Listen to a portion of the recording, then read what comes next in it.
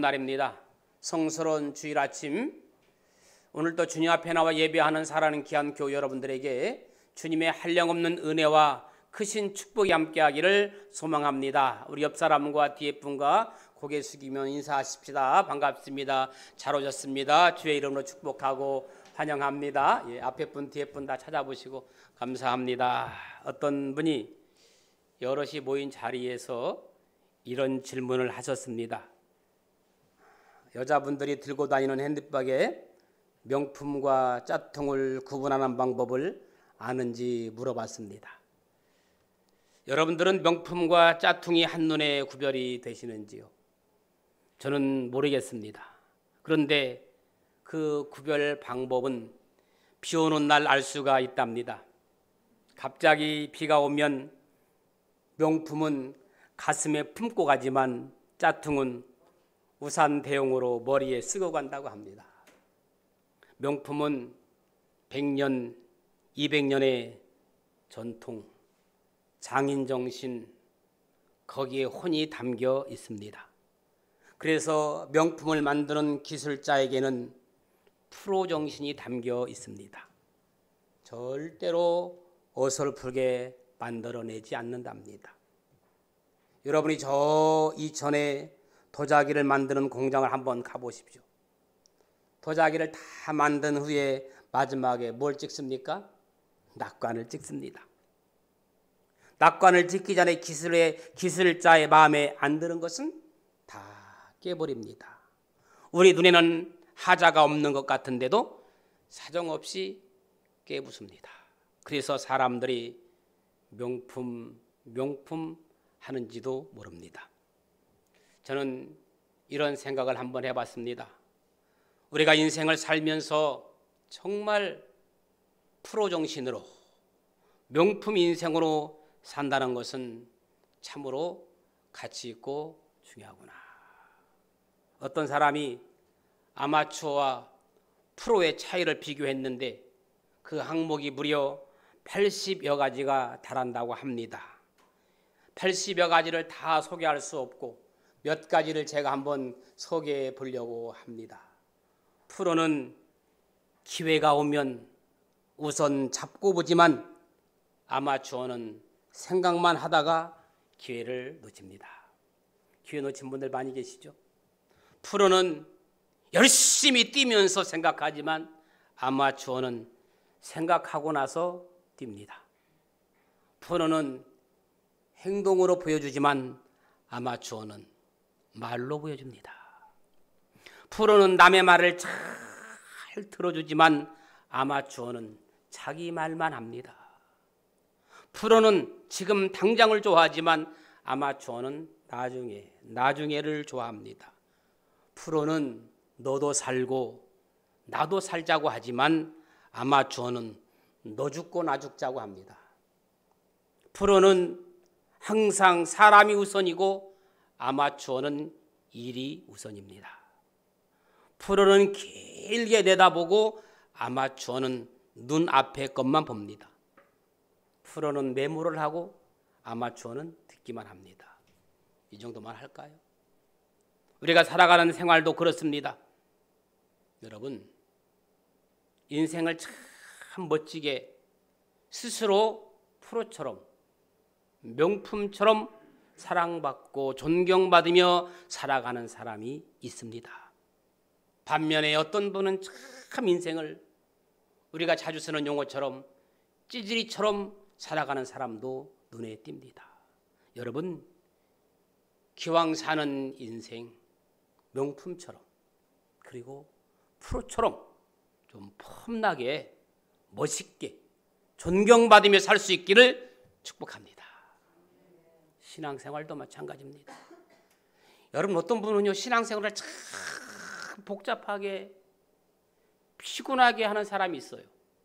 기왕 신앙생활 하는 것 좀 폼나게 믿음 생활도 멋지게 신앙생활 할 수 있기를 축복합니다. 여러분, 내가 예수 믿는 이유가 뭡니까? 잘 먹고 잘 살기 위해서 예수 믿는 거 아니잖아요.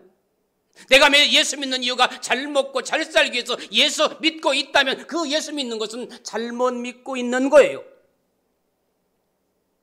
내가 예수 믿고 있는 진정한 진짜 이유는 예수 믿고 구원받고, 할렐루야, 예수 믿고 거룩해지고, 할렐루야, 예수 믿고 성화되어 가기 위해서 예수 믿는 거예요. 그래서 주님 오시는 그날에, 아멘 주 예수의 어서 오시옵소서 그날에 우리가 이 세상에서는 볼 수도 만져볼 수도 없는 명품 신세마포를 입고 주님 만날 준비를 해야 될 줄로 믿습니다. 이것이 바로 명품 신앙이고 진짜 교회의 사명입니다. 사도 바울이 고린도 교회를 향해 이런 말을 했습니다. 너의 몸이 하나님의 성전인 것과 너의 속에 성령이 계시는 것을 알지 못하느뇨. 우리 몸에 누가 계셔요? 성령. 예지야, 내 안에 누가 계셔? 성령이 계셔요. 성령이 계시네. 할렐루야, 함께 계시네. 좁은 길을 걸으며 밤낮 기뻐하는 것 누가? 주의 영이 함께 함이라. 우리 한번 찬양합시다. 내가 매일 기쁘게 설레기를 행함은, 우리 1절만 한번 불러볼까요? 같이 박수 치면서 힘차게 불러봅시다. 내가 매일 기쁘게 설레기를 행함은 주의 팔이 나를 안복함이요. 내가 주의 극복을 받는 참된 비결은 주의 영이 함께함이라. 성령의 영에 할렐루야, 함께 하시네. 좁은 길을 걸으며 밤낮 기뻐하는 것 주의 영이 함께 함이라. 밤낮 기뻐하는 것 주의 영이 함께 함이라. 무슨 말씀입니까? 몸을 함부로 하지 말라는 말입니다. 우리 몸은 귀한 몸, 거룩한 몸, 구별된 몸, 우리 속에 성령이 계신다는 거예요. 할렐루야. 내 안에 성령이 계시면 내가 매일 기뻐. 할렐루야. 여러분 매일매일 눈을 뜰 때 기쁘십니까? 항상 기쁘십니까? 성령이 내 안에 계시기 때문에 기쁜 거예요. 그럼 우리는 하나님 보시기에 두고 보기도 아까운 행동을 하면서 사셔야 돼요. 왜? 내 안에 성령이 계시니까. 너희는 택하신 족속이요, 왕같은 제사장이요, 거룩한 나라요, 그의 소유된 백성이니 이는 너희를 어두운 데서 불러내요, 바깥 세상에서 불러내요 그의 기이한 빛에 들어가게 하신 이의 아름다운 덕을 선포하게 하려 하심이라. 할렐루야. 여러분, 고린도전서 12장을 뭐라고 부릅니까? 은사장이라고 불러요. 교회 역사상 고린도 교회처럼 은사를 많이 받은 교회는 없습니다. 고린도 교회 성도들은 다 은사를 받았어요. 성도들 가운데 병 고치는 은사, 예언하는 은사, 방언하는 은사, 통역하는 은사 등등등등 은사를 받은 사람들이 다 어디 교회에 모였어요? 우리 교회 안 모이기 참 다행이에요. 고린도 교회에 모였어요. 자, 그러면 이 교회는 정말 행복한 교회, 부흥하는 교회였을까요? 아니었어요. 은사를 받은 사람들이 다 고린도 교회에 모였는데 이 교회는 문제가 많고 싸움이 잦은 교회였어요. 이상하죠? 툭 하면 내가 옳으냐 네가 옳으냐, 잘난 사람이 너무 많았습니다.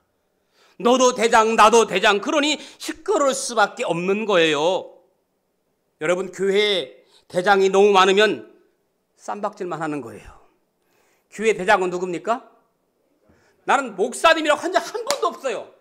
나는 지금까지 내가 교회 대장이라고 한 번도 한 적이 없는데 어떻게 여러분 입으로 제가 교회 대장이라고 합니까?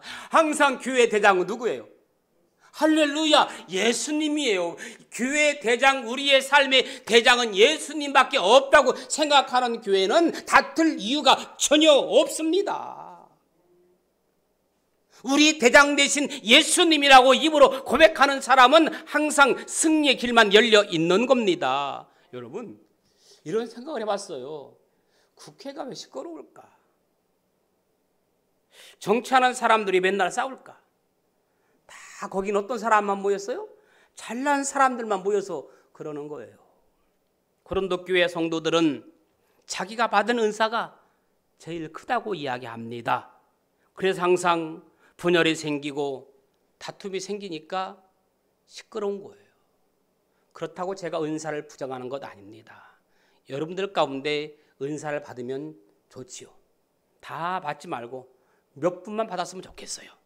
내가 받지 말고 옆에 사람이 받았으면 더 좋을 것 같아요. 여러분, 잘 들어보세요.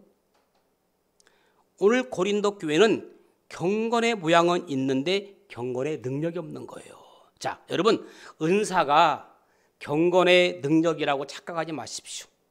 방언하는 은사, 병 고치는 은사, 예언하는 은사를 안 받아도 오히려 받은 사람보다 신앙생활을 더 잘하고 귀한 분들이 많이 계십니다.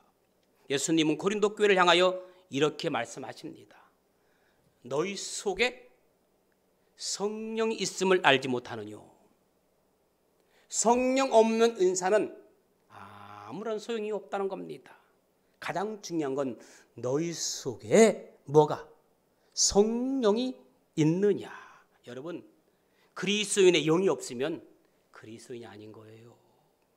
오늘 성경 말씀 속에는 영의 사람, 하나님의 사람, 프로다운 명품 신앙이 있는데 그게 바로 누굽니까? 오늘 본문의 주인공 다윗입니다. 여러분이 잘 아는 것처럼 그는 가나안 가정의 목동의 자리에서 한 나라를 다스리는 큰 왕의 자리에 오른 입지적인 인물입니다. 한마디로 축복받았어요. 권력 있고 재산이 많았고 나라가 부강했습니다. 누가 봐도 하나님의 축복을 받았다는 것이면 부인할 수 없습니다. 그런데 오늘 본문을 보면 다윗 왕은 불행했습니다. 그것도 매우 불행했습니다.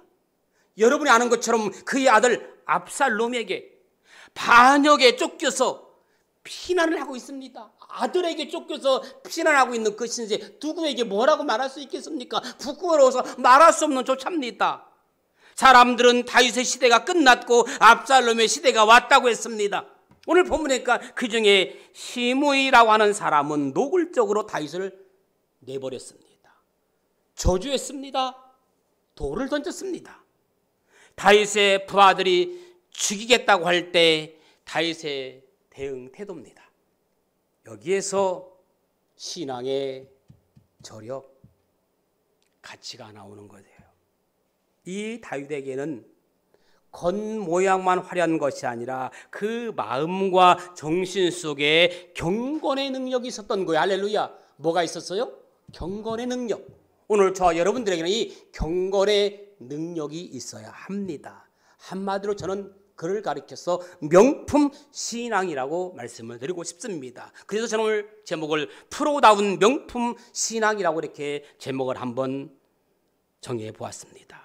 사람은 어려울 때, 힘든 일이 닥쳤을 때 그때 비로소 진가를 알아볼 수 있는 겁니다. 어려울 때 이 사람이 명품 신앙인지 가짜 신앙인지 구별할 수가 있다는 말입니다.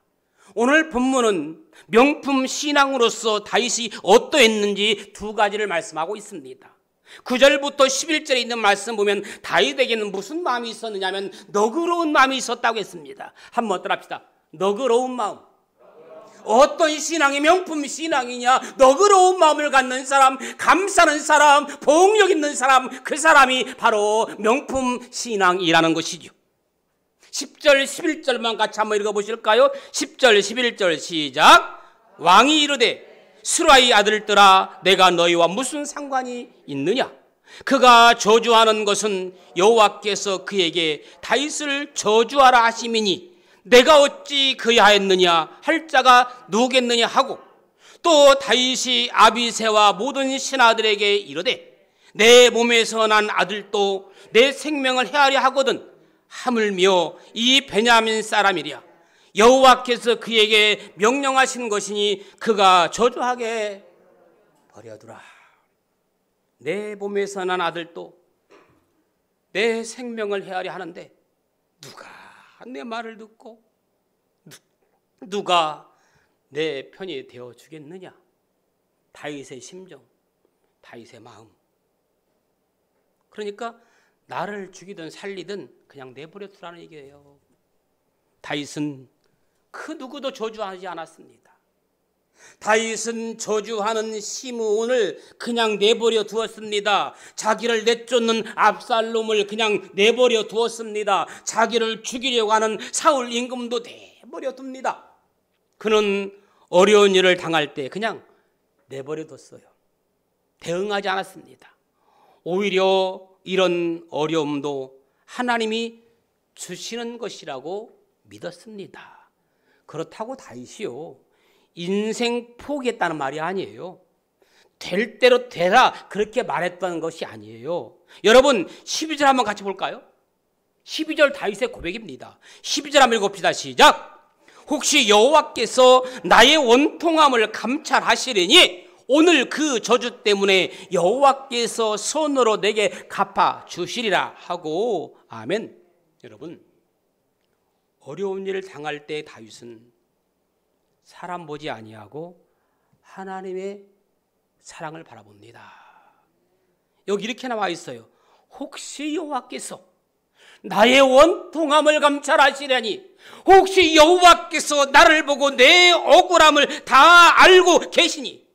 원통이 뭡니까? 분하고 억울한 마음이잖아요. 다윗은 분하고 원통합니다. 왜 안 그러겠습니까? 인간적인 마음이야. 부하들을 시켜서 죽이고 싶겠지요. 내가 아직 살아있다. 내가 두 눈 크게 시퍼렇게 부릅뜨고 살아있다. 마지막 끝까지 자기의 자존심을 지키면서 나를 해하려고 하는 돌을 던지는 시므이를 향해 갚아주고 싶은 마음이 왜 없었겠습니까? 사람인데. 그러나 그는 시므이를 향해 말하지 아니하고 나를 저주하는 사람을 향해 말하지 아니하고 대적하지 아니하고 하나님께 말합니다. 하나님께서 나의 원통함을 감찰하시리니. 하나님께서 보고 계신다는 말이에요. 여러분 하나님이 보고 계시면 게임 끝난 거잖아요. 하나님이 그냥 보고만 계실 리가 만무하잖아요. 역대하 16장 9절에 있는 말씀 보니까 여호와의 눈은 온 땅을 두루 감찰하사. 할렐루야. 시편 17편 8절에 보니까 나를 눈동자같이 지키시고 주의 날개 그늘 아래 감추사. 할렐루야. 시편 121편 3절 4절에 너를 지키시는 이가 졸지도 아니하시고 주무시지도 아니하시고. 할렐루야. 이 시간 졸지도 아니하시고 주무시지도 아니하며 여러분들은 졸고 주무실지라도 여호와는 졸지도 아니하시고 주무시지도 아니하시며 이 시간도 눈동자같이 지켜보고 계시는 하나님께서 여러분의 모든 문제를 해결해 주시기를 원하시는 줄로 믿습니다. 여러분의 모든 문제가 뭡니까? 모든 문제가 뭡니까? 나에게 있어 모든 문제가 뭘까 생각해 봤습니다. 저도 이렇게 목회를 하면서 오랫동안 신앙생활 하다가 갑자기 시험 들고 낙심하였다는 이유로 바람과 함께 사라져버린 성도들을 생각하면 참 마음이 아픕니다. 그것도 목사님 저는 평생 죽을 때까지 신정교회를 떠나지 않겠습니다. 그렇게 약속해놓고 떠나간 사람만 돌아와도 이 자리 꽉 찰 거예요. 또 인간인지라 서운한 마음이 들 때가 있습니다. 아하, 목회하면서 헤어지는 훈련을 참 많이 했던 것 같아요. 물론 지금은 서운한 마음도 미움도 다 잊었습니다. 그거 갖고 있으면 여기 서 있지도 못해요. 예수님이 이렇게 말씀하시죠. 나는 마음이 온유하고 겸손하니 내게 와서 배우라. 말씀하신 그 예수님 생각하며 그 예수님을 배우려고 저는 지금도 공사 중입니다. 공사 중. 태평양처럼 더 큰 마음, 깊은 마음, 그 예수님의 마음을 배우려고 저는 지금도 공사 중입니다. 가늠한 여인을 데리고 와서 돌로 치리 까는 짝퉁 신앙을 향해 너도 나를 나도 너를 정죄하지 아니하노니 다시는 죄 짓지 말라졌던 그 예수님을 배우려고 저는 지금도 공사 중입니다. 집 나갔다 돌아온 아들을 위해 잔치를 베푸는 아버지를 향하여 프로자식을 위한 잔치가 웬 말이냐고 불평하고 원망하던 큰아들의 짝퉁신앙을 향하여 아버지는 이렇게 말하죠. 이 아들은 죽었다가 다시 돌아온 내 아들이라. 얼싸안고 씻기고 잔치를 벌였던 그 명품 신앙의 아버지를 본받는 나는 지금도 공사 중 신앙입니다. 그렇습니다. 명품 신앙에는 무슨 마음이 있어요? 내 안에? 명품 신앙에는 내 안에 무슨 마음? 너그러운 마음, 포근한 마음, 예수님의 온유한 마음. 왜? 문제를 보지 않고 하나님의 사랑을 보기 때문인 줄로 믿습니다. 우리는 지금도 예수님의 너그러운 명품 신앙을 배우기 위해서 열심히 공사하고 있는, 땅을 파고 있는, 땀 흘리는 공사 중입니다. 태평양처럼 넓은 마음이 예수님 마음이고 명품 신앙의 마음이 아니겠습니까? 자, 이제 코너에 물린 다윗이 어떻게 됐을까 볼까요? 12절 다시 한번 읽습니다. 시작.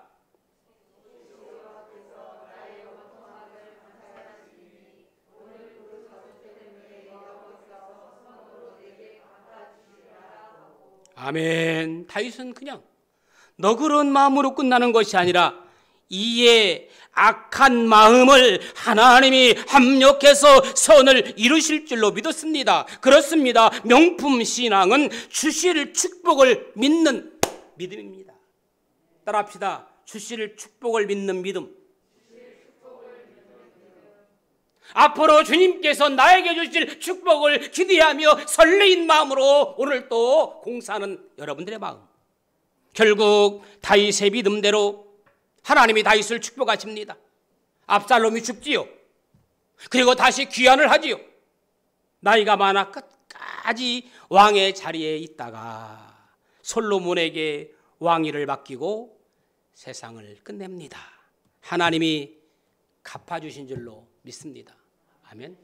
여러분, 사람이 갚고 사람이 일을 해결하면 잘 안 돼요.